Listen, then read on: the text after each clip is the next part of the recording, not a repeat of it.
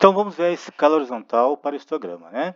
Então, a escala horizontal é aqui, tá? Então, use as fronteiras de classe ou os pontos médios das classes.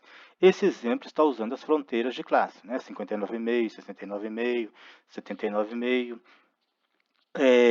Para usar os pontos médios, o desenho vai ficar da mesma forma, somente não vamos ter esses dados aqui, e vamos colocar aqui no meio os pontos médios, né? Aqui, se aqui é 59,5, aqui é 69,5, então aqui é a fronteira, né? Então os limites de classe são 60 e 70. Então, para achar o ponto médio, eu pego 60 e somo com 70, e o resultado eu divido por 2. 60 com 70, 130. Dividido por 2, 65. Então, se eu estivesse usando os pontos médios, aqui seria o 65. Né? E para achar o valor dos outros pontos médios, faria a mesma coisa. Somaria, dividia por 2, e aí vai sucessivamente. Escala vertical para histograma. Use as frequências das classes. Né? Aqui é praticamente um resumo do que a gente viu até agora. Então, nós estamos mostrando como que coloca a escala horizontal, né? Que nós podemos usar ou as fronteiras ou os pontos médios. E a escala vertical sempre vai ser a frequência, ou seja, a quantidade de dados que caiu dentro de cada intervalo de classe. Histograma de frequência relativa. Um histograma de frequência relativa tem a mesma forma e a mesma escala horizontal que um histograma. Né? Então, tem a mesma forma e a mesma escala horizontal. Né? Inclusive, nós estamos fazendo um histograma de frequência relativa para os dados do histograma anterior. Então, o eixo horizontal ficou da mesma coisa, 59,5, 69,5, 79,5. Vamos ver na figura 2.3?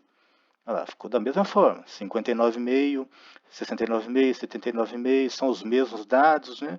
Então ficou da mesma forma. Então o que vai mudar? Então, vamos lá. Um histograma de frequência relativa tem a mesma forma e a mesma escala horizontal que um histograma. Acabei de mostrar para vocês.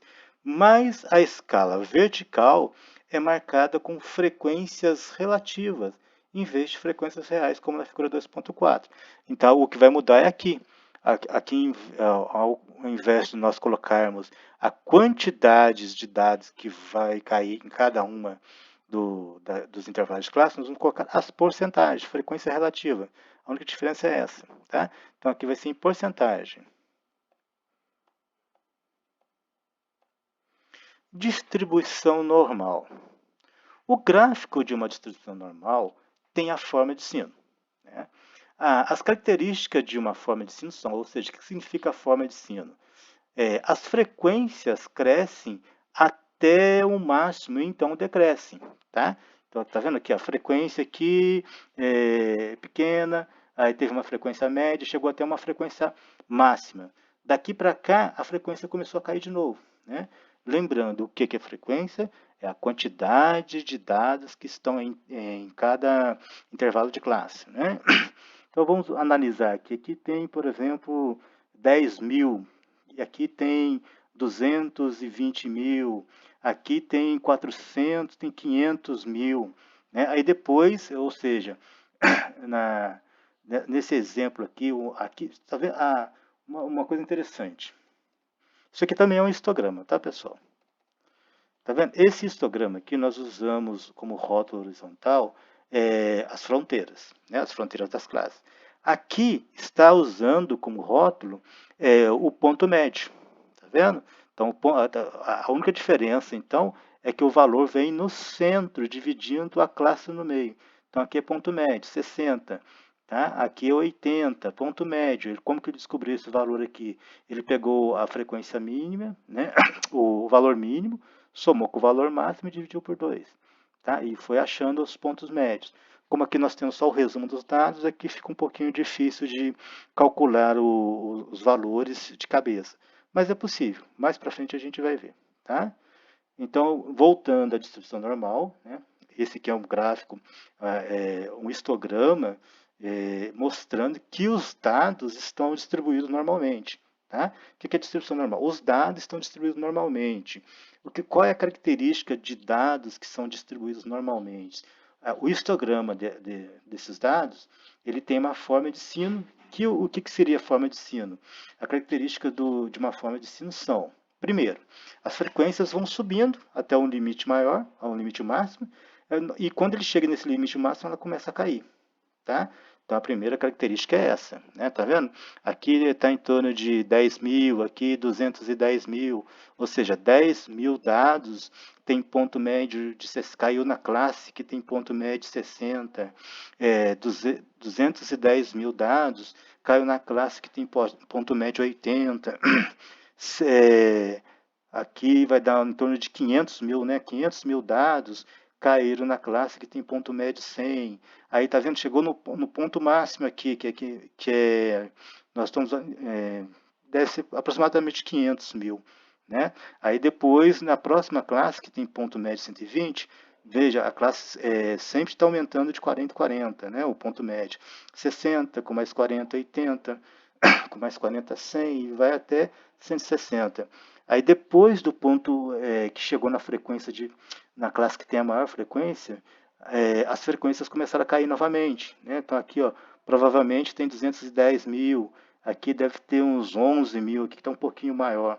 Tá? Então essa é a principal característica do gráfico de uma distribuição normal, ou seja, uma distribuição cuja os dados têm uma distribuição normal. 2. Simetria com a metade esquerda do gráfico sendo aproximadamente uma imagem espelhada da metade direita. Tá? Outra característica é que se eu traçar, onde que está a frequência máxima está aqui. Se eu traçar uma linha aqui, ó, essa linha vai dividir o meu gráfico em duas partes iguais, aproximadamente iguais, ou seja, o lado direito do meu gráfico vai ser uma imagem, aproximadamente uma imagem espelhada da imagem esquerda. Né? Aproximadamente porque aqui poderia, por exemplo, estar aqui esse desenho ficou muito bonitinho, muito certinho, é muito difícil aparecer frequência assim, tá? Então, na verdade, isso aqui poderia estar aqui um pouquinho aqui, ó, um pouquinho acima. Então, ela é aproximadamente igual, tá? Não precisa ser exatamente igual. Quanto mais próximo da igualdade, melhor é a distribuição dos dados. Tá? Mais para frente, nós vamos ver que quanto mais normal, mais próximo de uma distribuição normal os dados estiverem, melhor são para a gente aplicar os tratamentos estatísticos. Ó, o histograma ao lado corresponde à distribuição de frequência da tabela 2.5. Muitos métodos estatísticos exigem que os dados amostrais sejam provenientes de uma população que tenha uma distribuição que seja aproximadamente normal, e podemos sempre usar um histograma para julgar se essa exigência de distribuição normal é ou não atendida. Então, agora, a primeira utilização importante para os histogramas, que é o que nós vimos na aula de hoje. É uma ferramenta importante para mostrar se os dados amostrais vêm de uma população que tem uma distribuição normal ou não. Por exemplo, esse gráfico aqui mostra que os dados vêm de uma população que tem uma distribuição normal, ó, porque ele está na forma de sino. Esse gráfico aqui já não é normal, tá vendo? Não tem uma forma de sino. Tá? Aqui nós vamos ver que tem uma cauda, mais para frente nós vamos ver um detalhe, como que chama essa distribuição aqui, tá? Mas ela não, dá para ver claramente que ela não está na forma de sino. Ela já começa numa frequência alta, tem só mais uma classe com uma frequência maior que ela e depois já começa a cair. A gente vai ver que tem uma cauda aqui, mas não se preocupe com isso por enquanto não. Qual que é o importante de hoje? É conseguir identificar uma distribuição normal. Essa não é normal e essa é normal.